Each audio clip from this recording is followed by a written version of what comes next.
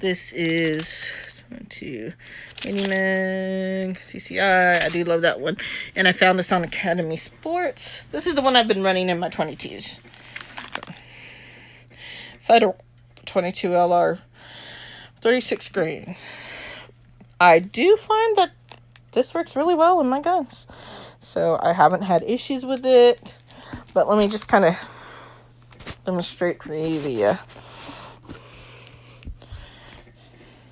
22 LR. Not only, so we're looking at that, how it's kind of like thrown in there a little bit, how there's some wax and different places, and that makes it even more important to field strip and clean any 22 LR platform that you have, because your fire is dirtier. So there's that. I like using these hollow points. Mini mags are too. I feel like this Federal is, see, that's 100 there. This is like 1,100 Federal. These I feel like work just about as well as mini mag, if not better. So I have had no issues with this, except for maybe a couple of rounds that didn't fire. So other than that, this has been pretty reliable for me. I would not hesitate to carry that.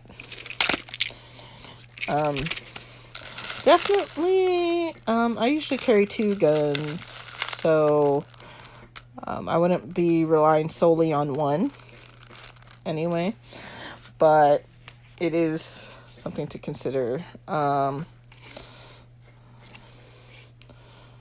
like this grip, what they did there. It almost feels very SIG-like.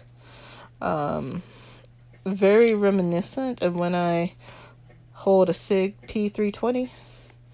So I like that. This is the finish on this. Very nice. I have nothing to complain about that. I can't wait to get to the range and test it out and see how well this striker platform works. And another advantage to 22 also is it is a great platform for a suppressor host. So if that is something you're interested in, if you want to go the NFA route and use a 22 platform to put a suppressor on, you can do that. It makes a great suppressor host.